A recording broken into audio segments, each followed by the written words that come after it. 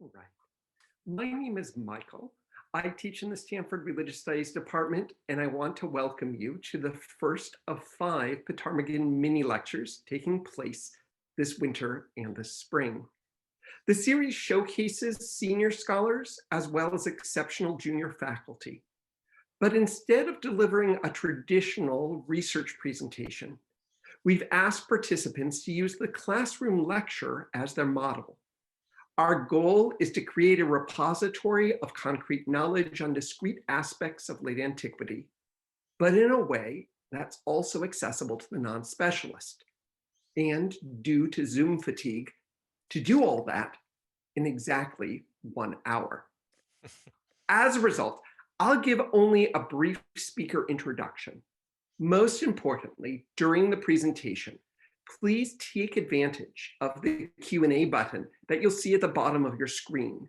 Anuj Amin, one of our department's PhD students who has overseen the series, will curate submitted questions and present them to our speaker. Now on to today's speaker.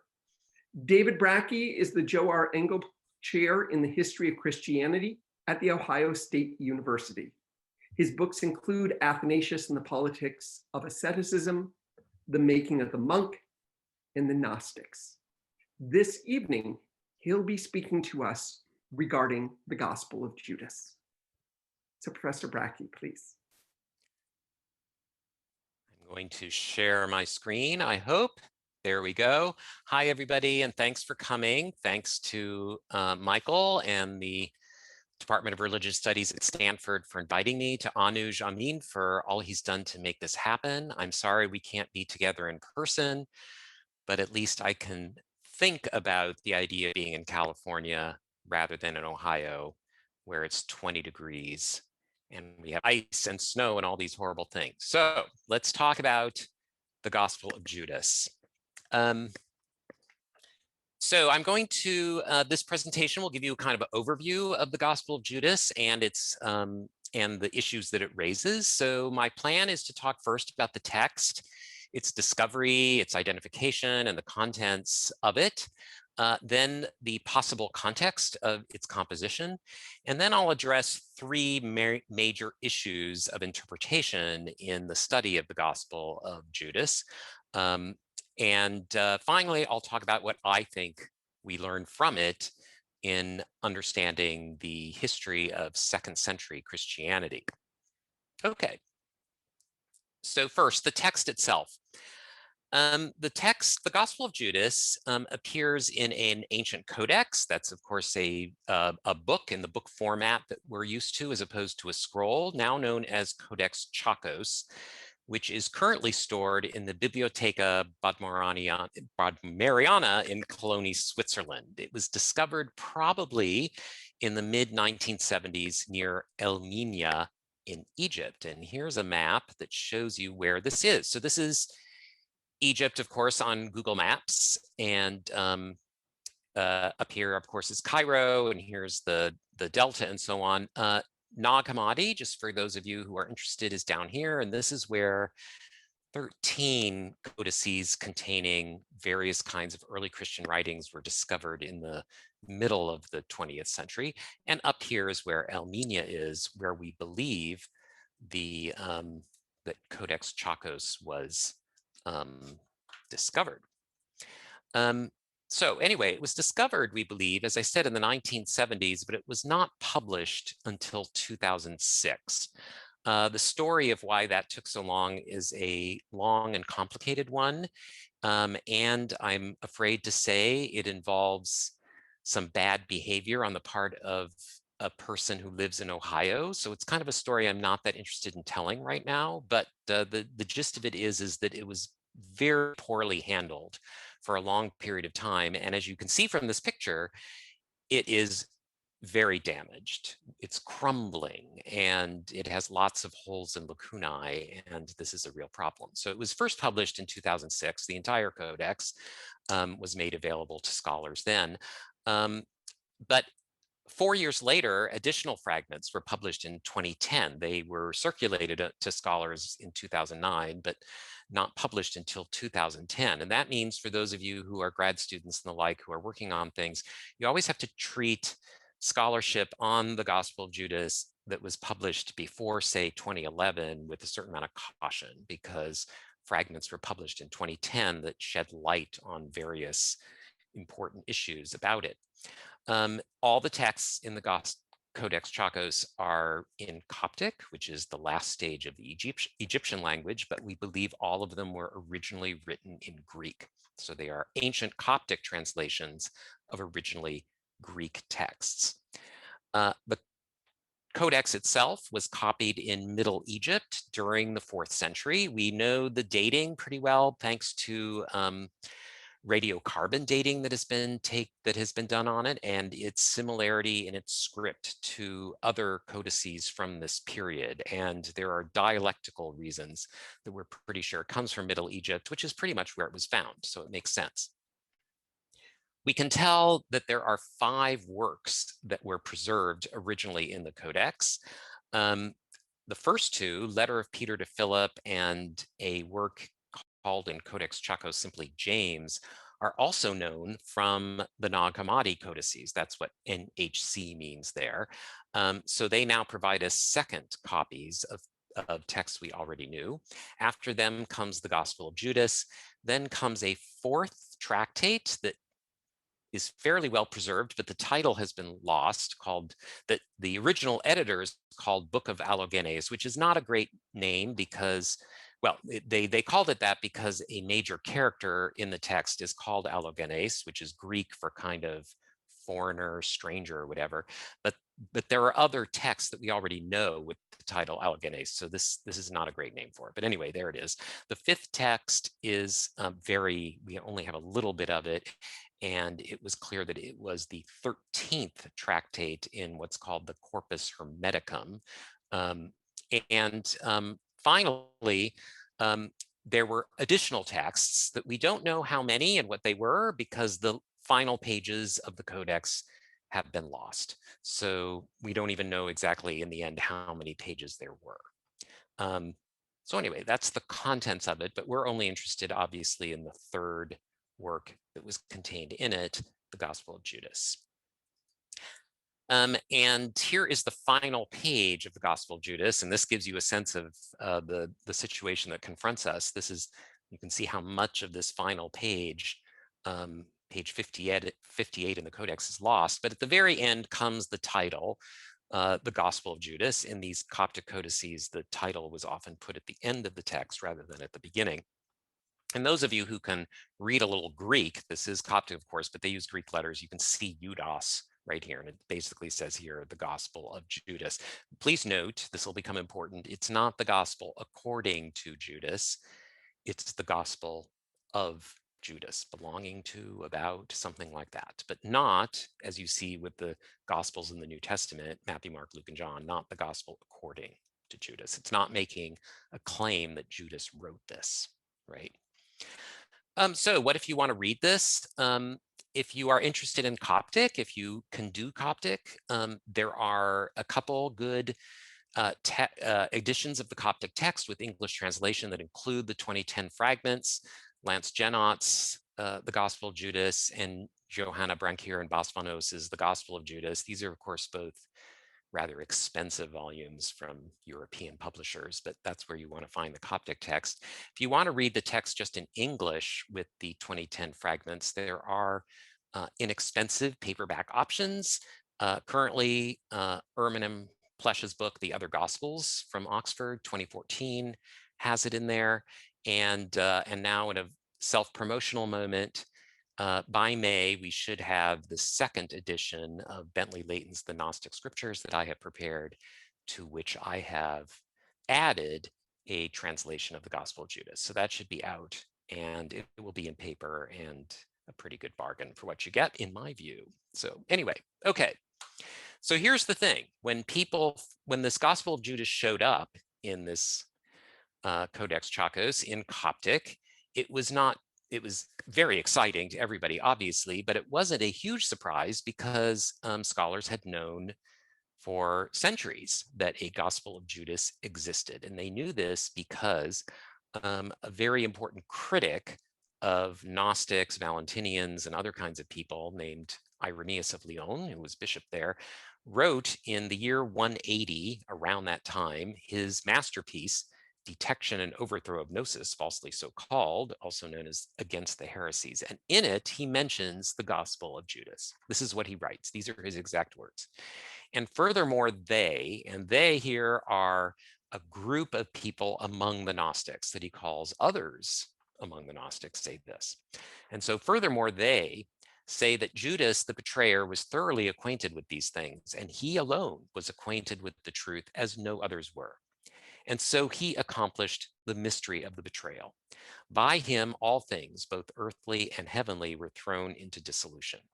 And they bring forth a fabricated work to this effect, which they entitle the Gospel of Judas. Notice here too, the title that Irenaeus gives is not the Gospel according to Judas, but the Gospel of Judas.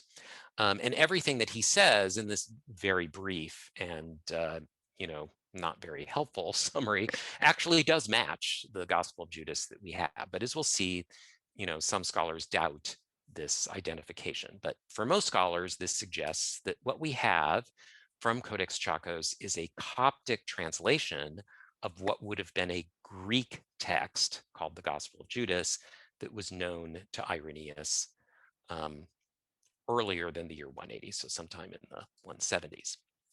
So the text that you find, the work that you find, the Gospel of Judas, is, in terms of its genre or kind of text, is nearly unanimously agreed among scholars, an example of what's called a dialogue gospel.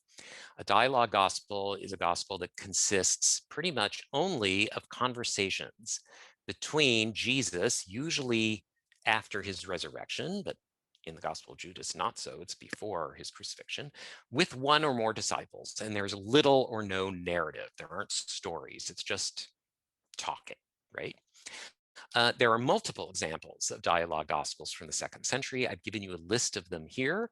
And they include the Gospel according to Mary, something called the Wisdom of Jesus Christ, Dialogue of the Savior, and a work that will come up multiple times in the next few minutes, a book called The Secret Book According to John. Now, within the genre of dialogue gospel, very helpfully, the German scholar Judith Hartenstein has identified with as a subset a gospel type called the appearance gospel, in which a frame narrative, so some of these dialogue gospels, all they have is dialogue, but some of them have a kind of frame narrative, a kind of little bit of story at the beginning, a little bit of story at the end, that situates the dialogues in relation to the narrative gospels, Matthew, Mark, Luke, and John, and so frames them as supplementary to or corrective of those earlier narrative gospels. And that precisely identifies what the Gospel of Judas is like. It's also believed, and I think this is true, that some dialogue gospels, what they do is they take materials that were originally in some mythological or theological treatise, and they repackage them, so to speak, in a format that is a gospel dialogue with Jesus that ties these materials to Jesus and known gospels. So it's a way of legitimating this originally non-gospel material in a more gospel-like format. So there's also good evidence that the Gospel of Judas derives some of its contents from earlier texts. Okay, so here's a basic outline of what you find in the Gospel of Judas. If you were to read it, there is an incipit, that's an opening, right, which reads, "The secret report of judgment," in which Jesus spoke with Judas Iscariot during 8 days prior to the 3 days before he celebrated Passover. So that's kind of the opening, kind of comparable to a title.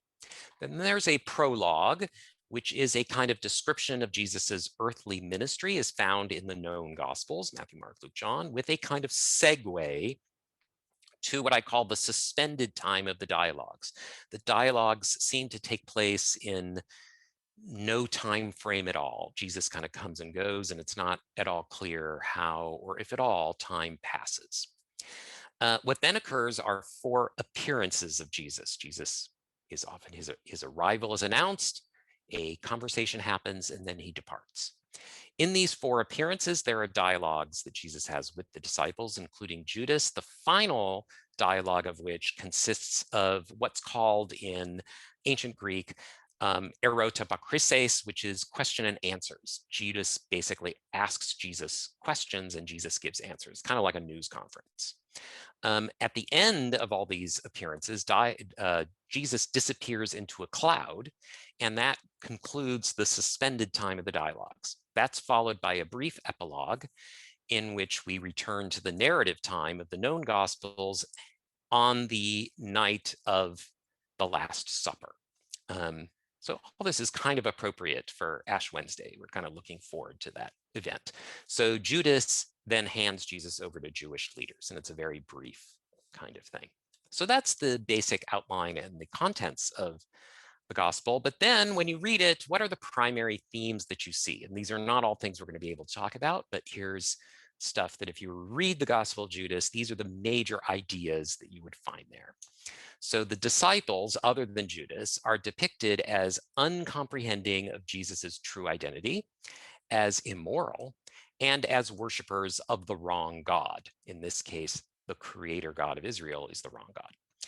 The disciples' worship, the way they worship that God, identified as Eucharistia, is condemned as sacrifice to that false God, with the disciples acting as that God's priests, and they are leading their followers, the Christians who follow them, to their deaths.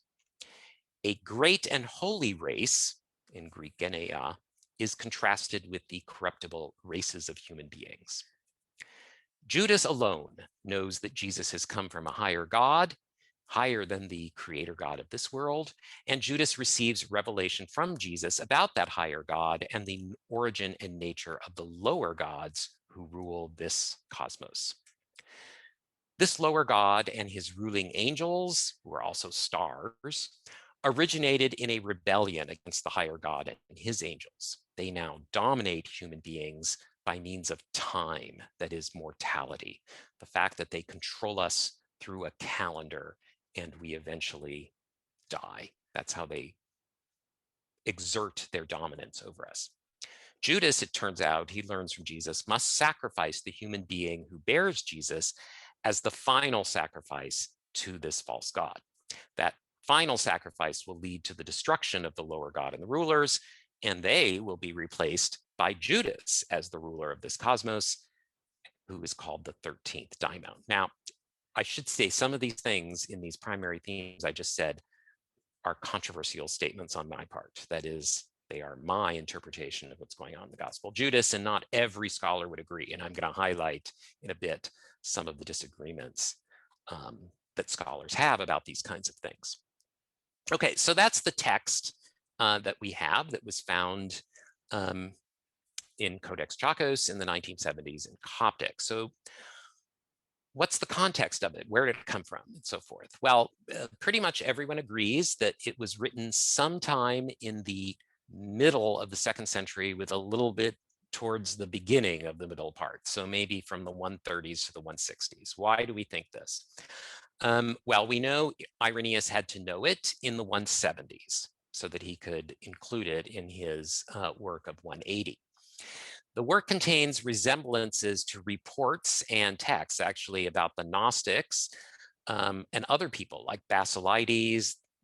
The text we know is Epistle of Barnabas, and other persons and works of the early and middle 100s. So it looks like and has similar ideas and concepts to works from that period. However, it can't be too early in the 2nd century because it does use the Gospels of the New Testament. So those have to be circulating. And that, isn't something that we would imagine that people would have ready access to in the 100s, 110s, 120s, but maybe by the 130s, 140s, 150s, they would. So this is the general consensus of the time of composition, but there are objections to this that you should be aware of. As many scholars point out, it's not certain that Irenaeus knew the Greek original of our Coptic Judas, and there are arguments about why that could possibly not be the case, one of which I'll mention in a bit. Some scholars argue that the version of the Gnostic myth that we find in the Gospel of Judas, sometimes called the Sethian Gnostic myth, is, as they would put it, truncated, abridged, a late and distant offshoot. So it seems like a later and as you can see, kind of pared down version. So it's not from this period, it should come from later.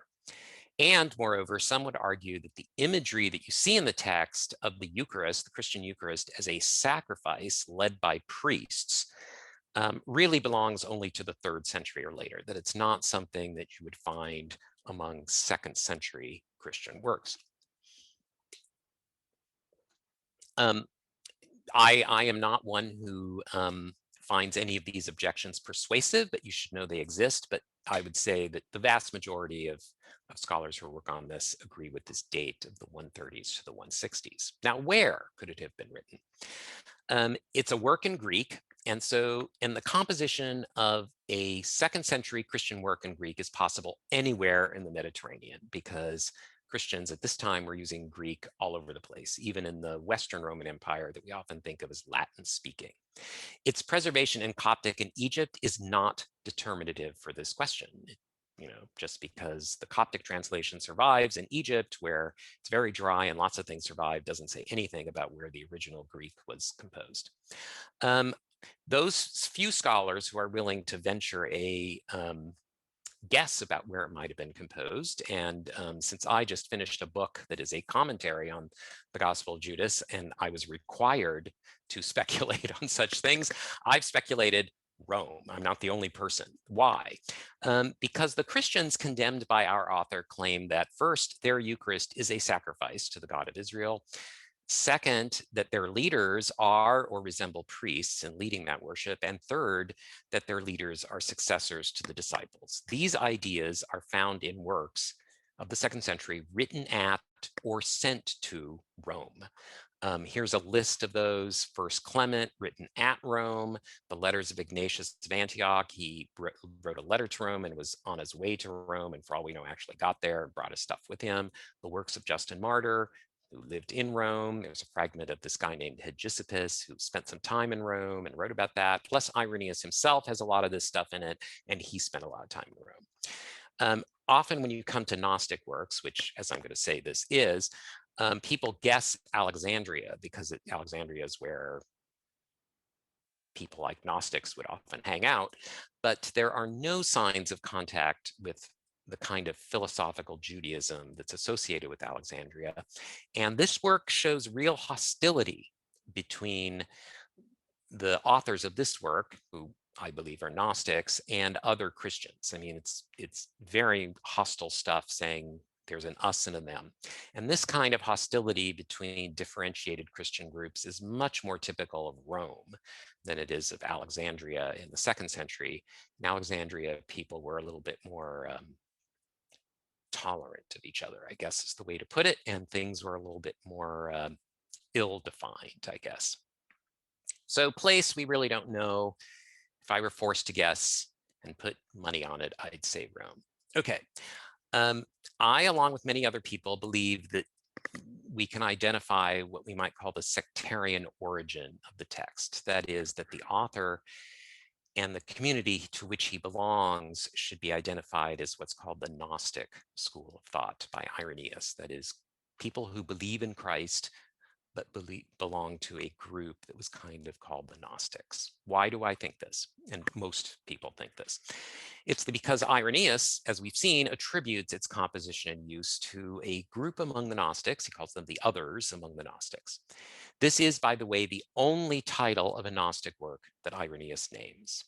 He says, I'm basing my description on lots of works of theirs that I've collected, but this is the only one whose name he gives us. The myth, and we'll be talking about this, that Irenaeus attributes to the Gnostic school of thought matches the myth that's found in a book called the Secret Book, that is the Apocryphon according to John, which survives in 4 Coptic manuscripts. And Judas shares significant theological and mythical details with the Secret Book. So all of these elements kind of go together to think the Gospel of Judas comes from people who were Gnostics, right? Now, there is, however, a danger in making this kind of identification, a danger pointed out by several colleagues, which is if we call the Gospel of Judas Gnostic, we run the danger of reading into it what we already know about Gnosticism, which is full of all these kind of stereotypes and cliches and kind of accumulated scholarly knowledge, which is not often as well founded as we think.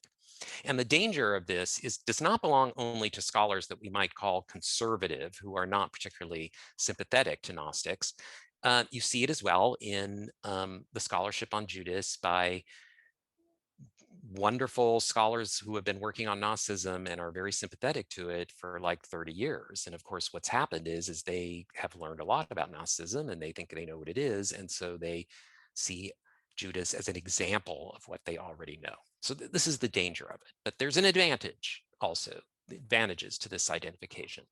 You've noticed that there are holes. There are lots of lacunae, missing places in the Gospel of Judas. It's also a very terse text. It doesn't explain things. It's very to the point. So the one thing about this is that we can look at other Gnostic works to help aid us in assessing the plausibility of interpretive options. Once we, say it kind of comes from this milieu, from this group, we can kind of see, well, if we have to choose between these options, we notice this, that, and the other from other texts.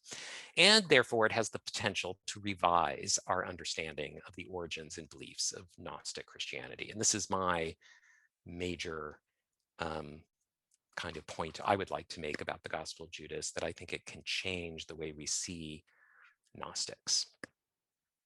Okay, I think so, yes, to conclude all of that, what we are pretty sure about the context of the composition of the Gospel of Judas, mid-2nd century, 130s to 160s, don't know where, maybe Rome, but who knows, but comes from a group of Christ-believing people that Irenaeus called the Gnostics, right?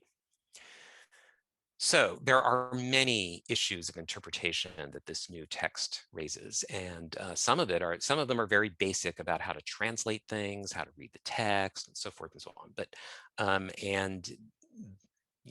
there are multiple things. But given the time that we have, I thought I'd just talk about 3 major issues in interpreting the Gospel of Judas. First is its place in the development of what's called the Sethian Gnostic myth, and I'll say what that is in a moment. Second, how to interpret its polemic concerning ritual and authority in Christ groups. And finally, the problem of the character of Judas. By character, I don't mean him as a person in the text. I mean what is he like? Is he a good person, a bad person, so forth? And related to that very much is whether the death of Jesus in this text is significant or not, because of course it's Judas's handing over of Jesus that is the most important thing about Judas. Okay, so let's turn to this first topic, which is the development of Sethian Gnostic myth. Very early in the gospel, Jesus is having a conversation with the disciples, and the other disciples, it's clear, do not know who Jesus is, what his real significance is, and so forth and so on, except for Judas. Judas steps up, and here is what the gospel says. Judas said to him, I know who you are and where you have come from. You have come from the eon of the Barbelo, the immortal eon. But as for the one who sent you, its name I am not worthy to proclaim. Now, this in and of itself, just this little statement, is an indication of Gnostic sectarian affiliation. And so here, so don't get freaked out. This is just going to be a kind of big picture. Here is a kind of diagram of what's called by many scholars, the Sethian Gnostic myth. Taken this from Leighton's Gnostic scripture, as found in the Secret Book according to John, this book that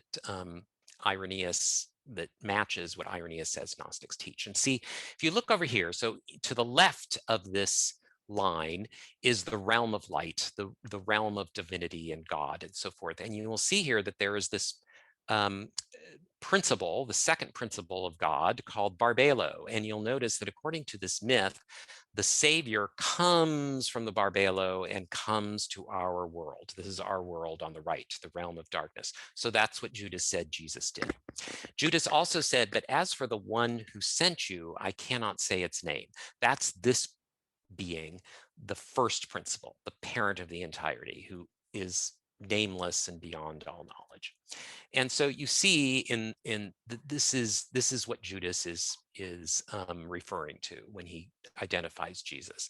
And we call this the Sethian Gnostic myth because if you look over here on the right here, you can see that the Gnostics talked about themselves as symbolically or spiritually the descendants of Seth, Adam and Eve's third son. So that's why the Gnostic myth is often referred to as the Sethian Gnostic myth. Okay, so there's a lot of other stuff going on here, which we are going to say something about, but we're going to say something about it from actually this second thing here, which is my own little digestion of that, so that this little diagram shows the mythic elements, the Gnostic mythic elements that appear both in this secret book according to John, which we know existed in the mid-2nd century because Irenaeus had read it, even though he doesn't name it, and the Gospel of Judas, which we know is from the same approximate time period. Both of them believe that the ultimate source that all that exists is this unknowable, unnameable God called the invisible spirit or parent of the entirety sometimes, that there's a second principle called the Barbelo, also known as forethought in the secret book, and that there's a kind of third core divine person called the self-originate. Everything that's divine is above this red line, and also above this red line for both texts are many other immortal beings, including 4 luminaries, as they're called, 12 eons associated with the self-originate, an immortal named Aleleth, and divine archetypes of Adam and the descendants of Seth. These all exist in this higher realm. In this world is run by 1 or 2 lower ruling divine figures named Yaldabaoth, Nebro, and or Saklas.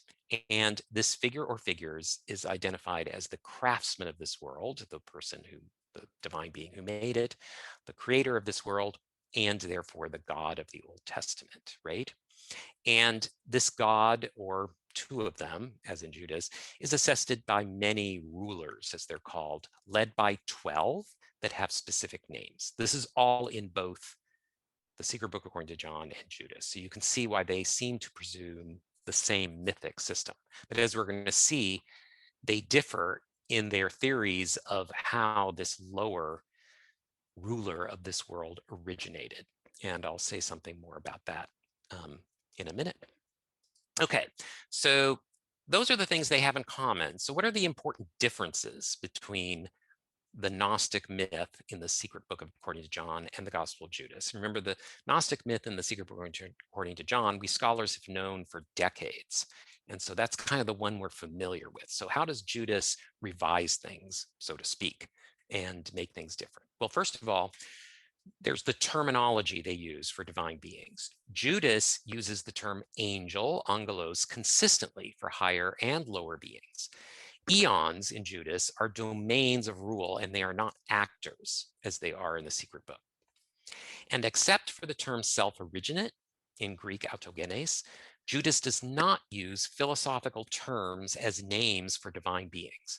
In the secret book, however, we find all sorts of philosophical abstract terms like forethought, pronoia, afterthought, epinoia, or wisdom, Sophia. We don't see this in Judas at all. Second, they differ in their use of philosophical analogies or explanations for divine expansion. Why does an original first principle, unnameable, unknowable, the source of everything, why does it expand into a second principle and then into all these other divine beings and so forth? The secret book compares the expansion of the invisible spirit into a second principle and then into other things to things like an overflowing spring, a spring that naturally can't help but overflow. It compares it to seeing the image of yourself, and then this image is the second principle, and so on. And it uses gendered imagery to relate and organize these eons. In Judas, you have none of this. There's no explanation for any of this, and there's no use of gender to kind of relate things to each other. This third is probably the most striking difference. Where does the lower ruler or rulers of this realm, Yaldabaoth, Nebro, Saklos, how does that originate from these higher divine beings? In the secret book, it's a very familiar thing for those of you who studied Gnosticism. The lowest or last eon wisdom thinks a thought without the consent of her male consort eon. The result of this thought is a misshapen offspring, a wrong divine being named Yaldabaoth, whom wisdom expels into the material realm. And he takes with him some of her power, which enables him to create this world and so forth. Judas, quite different. A higher angel, almost certainly a Lilith, so that a higher divine being calls into being rulers for the material world. The first of these, who's named both Nebro and Yaldabaoth, emerges from what's called the cloud of knowledge, and it seems rebels against higher divinity. Nebro, we are told by the text, is a name that means apostate. This comes from Nimrod in the Bible. His companion angel, Saklos, then functions as the God of Israel. So Judas tells a story, well, secret book tells a story of kind of divine thinking gone wrong, an error, while Judas tells a story of rebellion of lower angels against higher angels. The fourth big difference between these texts is in their Christianness, so to speak. In the secret book, distinctively Christian elements appear only in the frame narrative, the beginning and end that tells little stories about John and Jesus and so on, but not within the dialogues between John and the Savior. This is a standard claim, but it is actually controversial, but nonetheless.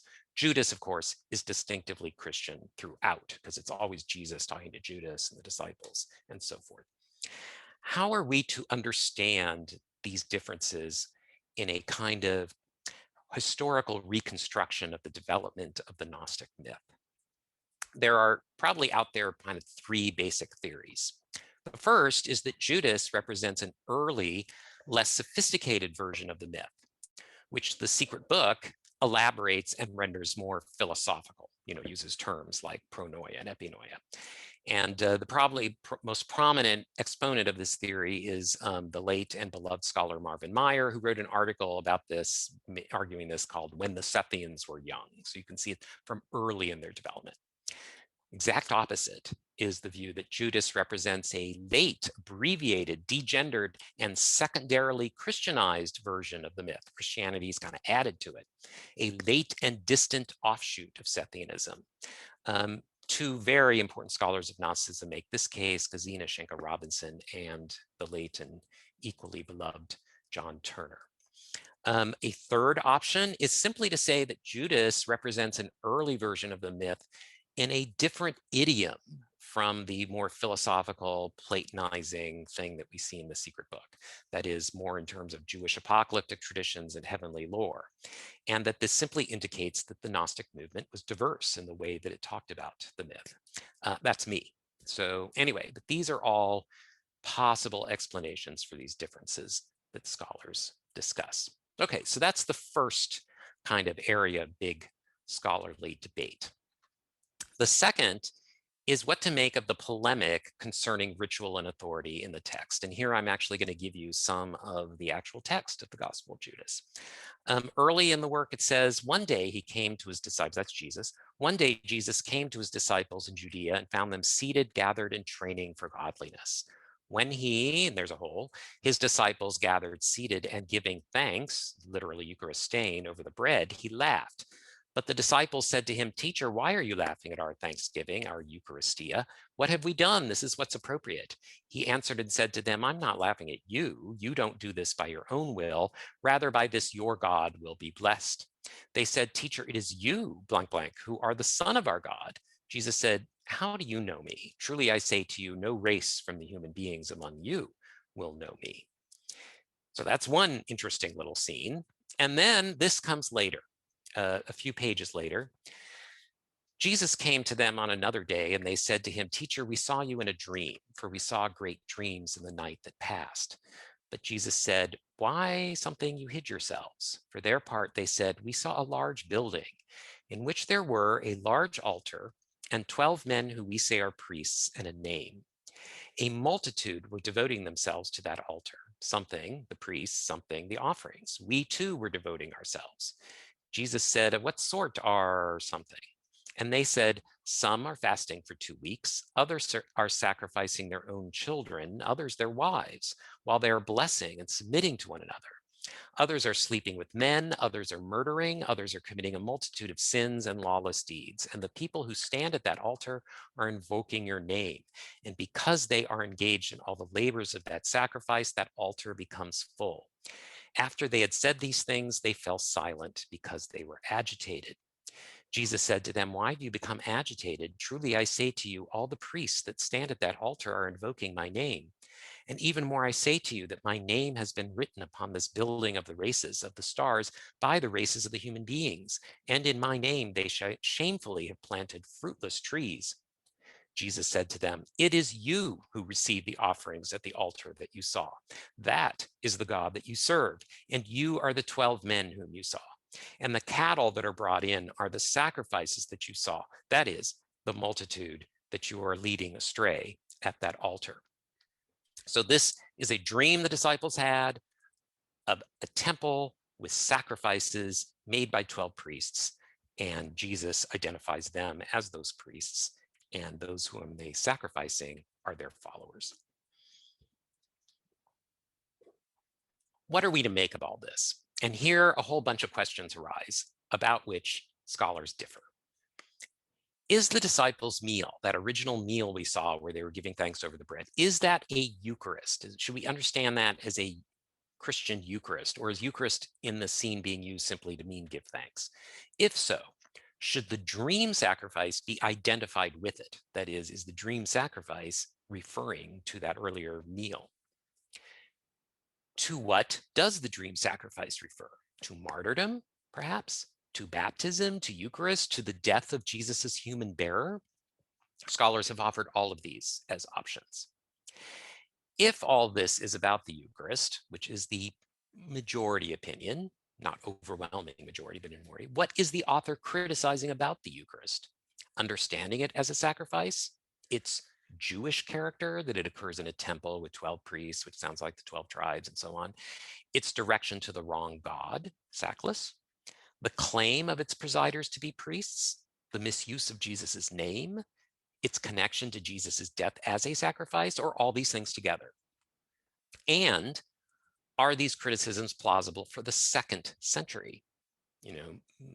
Many scholars would argue it's not till the 3rd century, with people like Origen and Cyprian, that you see Christians thinking about the Eucharist as a sacrifice, and those who preside as priests, and so forth. The answers to these questions depend on how the scholar, first of all, analyzes literarily the possible connections within Judas among the disciples' meal, which we saw, this dream sacrifice, Jesus's interpretations of the dream, and references to the crucifixion. Do they all refer to each other, or are they completely separate? And they depend on how you reconstruct practices and interpretations of the Eucharist among 2nd century Christ believers. And scholars are all over the map on all this stuff. I will just reveal that I am myself, having worked on this, a maximalist on all these questions. I think, yes, the disciples' meal is a Eucharist. Yes, the sacrifice scene refers to the dream, refers to that. It refers to the Eucharist. It's a criticism of all these things, and that's plausible for the 2nd century. So I'm a complete maximalist on all these questions. That's probably a minority view, but there you go. Finally, the character of Judas and the Jesus's death. What does this mean? When the gospel first appeared, this was a huge focus of the early scholarly discussion, because the original publishers really promoted this as, look, it's a gospel with Judas as the hero, and so forth and so on. And others said, no, he's a complete villain. He's horrible, so forth and so on. And a lot of this revolves around why Jesus, at one point, just in a passing way, refers to Judas as the 13th daimon, the first 13th demon, really. And it raises for the gospel what the value, if any, Jesus's death has. So when Judas hands over Jesus, is that just meaningless? Is it important? Does Judas need to do it? And so on. And all this has a lot to do with what we think of Judas himself. The key passage, and I'm just going to kind of show this to you, and you guys can contemplate it, though I'll offer some things. This is the last thing, really, that Jesus says to Judas in these dialogues. He says to Judas, this is Jesus speaking to Judas alone. Truly I say to you, this baptism, something in my name, something, will destroy the entire race of Adam, the earthly man. Tomorrow, the one who bears me will be tortured. Truly I say to you, no hand of a mortal human being will probably harm me. Truly I say to you, Judas, as for those who offer sacrifice to Sackless, that's like the disciples and so on, they all shall perish. For the something upon the blah, blah, blah, blah, everything that is evil.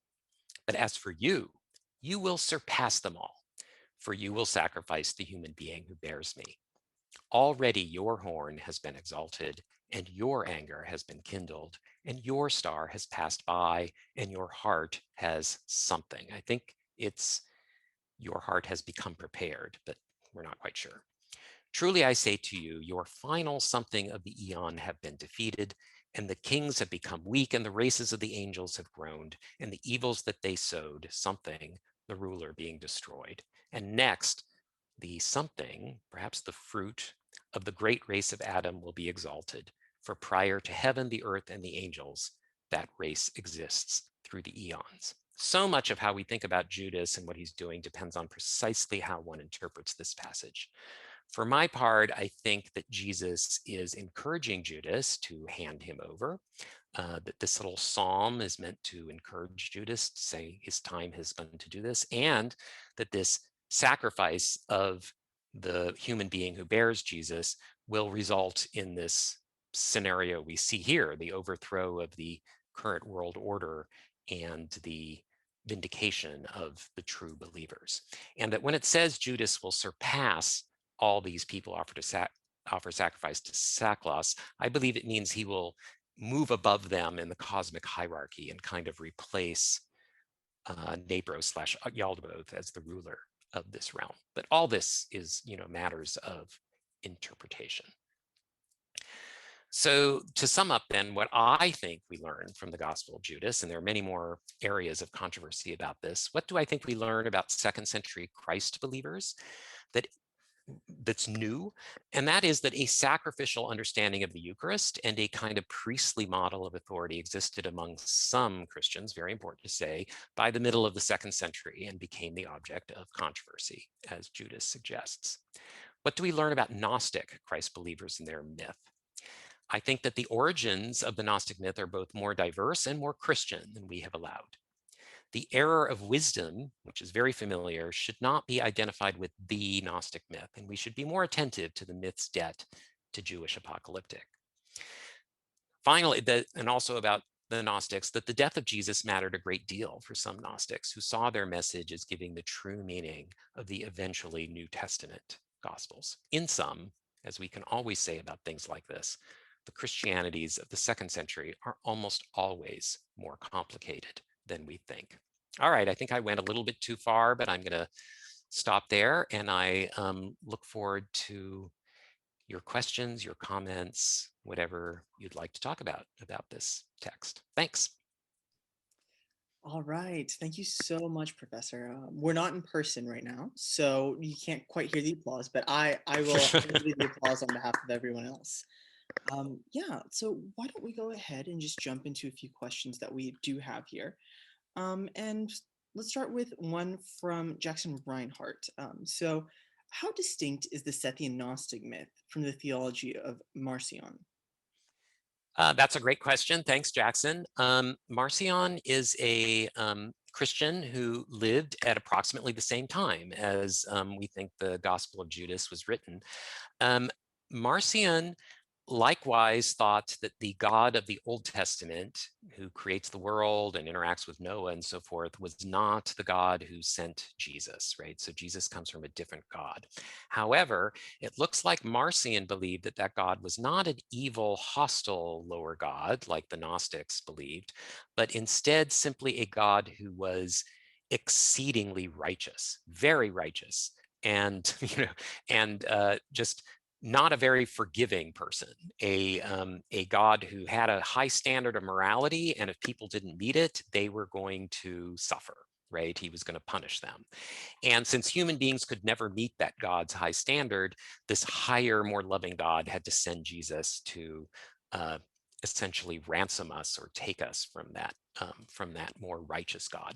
So Marcion is very similar to the Gnostics in thinking that the God who sent Jesus is a different, higher God than the God of the Old Testament, but they differ quite significantly in the character that they attribute to that creator God of the Old Testament. Great question. Thank you.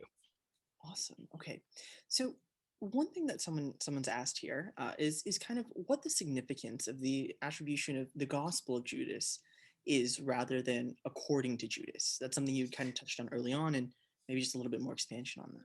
Right. So when other gospels are identified as things like the gospel according to Matthew, that's usually interpreted as something of an authorial claim, like that Matthew either wrote this gospel or he is the source of its teaching, right? The gospel of Judas isn't making that claim, right? It's not according to Judas. It's simply the gospel belonging to Judas or having to do with Judas. I mean, exactly what it's saying, we're not quite sure. So it may simply be the gospel having to do with Judas. The main thing that's interesting here is then that it is not making a claim that somehow Judas is the author of it. And it's actually quite mysterious who could have written this thing, because I think Judas probably accepts what is reported in the New Testament, that Judas shortly died after Jesus's death and resurrection, either through suicide or some such thing. And so he wasn't around to write this anyway. So it's not quite clear what they imagine, but it is a difference in terms of how they think the gospel relates to its title character. He's not the author, is the most important thing. Okay, great. And so we're just going to stick in this vein of kind of talking about the text, maybe not yet just the content. Mikhail Berg has asked regarding the dating of the text. You mentioned that Irenaeus's report, and you mentioned Irenaeus's report. Would he have seen the book himself, or just heard rumors or reports that kind of mention the myth in the text? And how does that factor into how we date the text? So those two questions. Michael, that's absolutely a fabulous question, and that's precisely also something scholars disagree about. They disagree about whether Irenaeus had actually read the Gospel of Judas or he just knew about it and he was giving a description. And people simply disagree, is the thing to say about this. I'm persuaded by the argument that he had read it at some point, because I haven't given you what comes afterwards, where he immediately says, and I have collected other works of the Gnostics, which makes it sound like he had collected Judas, that is, that he had it at some point. Now, when he wrote this, he was living in Lyon in Gaul, and it's possible that his copy of Judas was back in Rome, or something like that. And that's why his description is so sketchy and brief. But yes, it could be that he had only heard about it rather than read it, right? I'm not sure that that distinction would make a big difference in terms of the dating, because it would still be a witness that the text existed, right, at that time. The question then becomes, either way, whether he had read it or just heard about it, the next question becomes, is what he read or heard about the Greek original of the Coptic that we have? And that isn't settled really by the question of whether he read it or just heard about it. But your question is exactly right. And the answer is, we can't know for sure. I lean towards the he read it at some point, but it's possible he just heard about it. Okay, great. And so just kind of going back to the entire codex itself, could you kind of comment on the relationship between the Gospel of Judas to the other texts in the codex? Maybe why kind of they're found together? That's a great question. Based on the surviving texts, if we only had Judas and this letter of Peter, Philip, and James, and this book they call Allegenes, they do seem to share an interest in death and persecution and suffering. So that may be the reason why the collector, the person who commissioned the copying of the Codex, wanted them all together. The problem is we don't know what the other texts were. So we're not quite sure if that's the thing that holds them all together or not. I'm not so sure that the position that it comes third is really that significant. I think when people ordered codices at the time, they just said, I'd like the following text copied, and the order may be the order in which the scribe was able to procure copies from which he could copy. So I don't think the order is significant, but it's very possible the contents obviously reflect some interest. The problem is, because we don't have the whole codex, any hypothesis we would have about that depends on only knowing a few of them and not all the ones that are in there. But it is striking that all these texts feature dialogue. That's the other thing. They all are kind of conversations more than narrative, so to speak. Okay, great. And I think that kind of segues us to this next question really well, and it's a little bit more about the content of the text. And what do you kind of think of the mechanism by which the death of the one bearing Jesus kind of leads to the overthrow of the current order?